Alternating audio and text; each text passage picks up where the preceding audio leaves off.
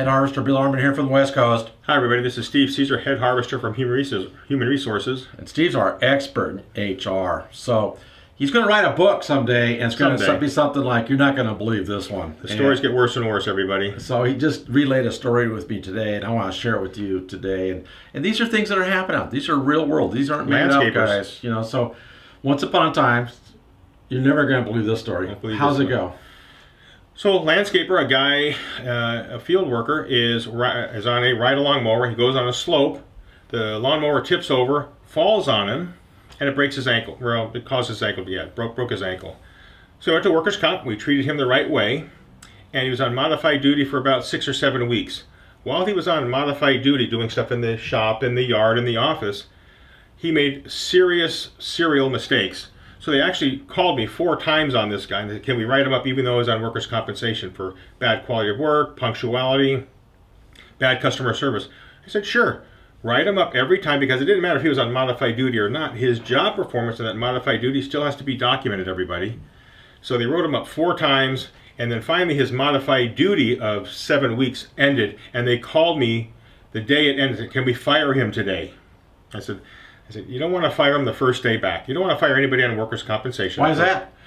Well, they could say that you're retaliating against him because of you don't like injured employees. So you want to be very, very careful. Don't think like a business owner. Think like a lawyer, and they're always after your money, everybody. So the first thing you want to make sure is that the employee sign the employee handbook agreement saying that he's an at-will employee. Always have that for every one of your employees all the time.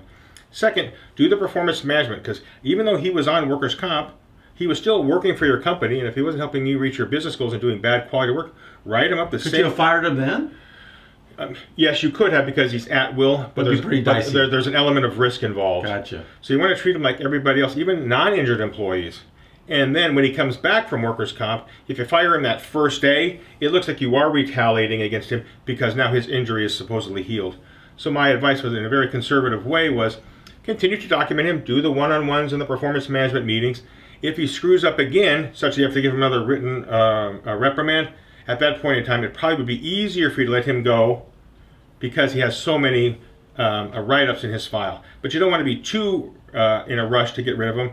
You want him to actually fire himself by doing it the right way and document it all the time. But be careful of retaliation, everybody. Every case is a little bit different all the time. So on that review, should you have continued performance or behavior in this manner could lead up to and include termination? All the time. So no surprise if you terminate. Exactly right.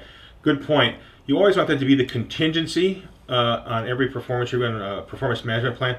But don't ever say in a performance review or in a coaching session that he did a bad job because he was injured, or he was injured and he couldn't do it this way.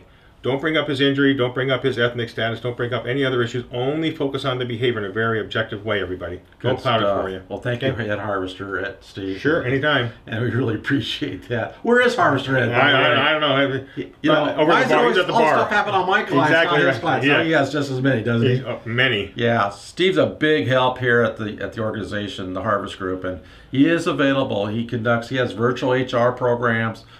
He is the HR department head in some of our companies. Yep. So give him a call, drop an email to him, and have a chat with him. Anytime. He loves this HR stuff. I know you guys do too, right? Just kidding. Head Harvester Bill Armin from the West Coast. Head Harvester for Human Resources, Steve Caesar. Call him anytime, anybody. Now go out there and harvest your potential. All right.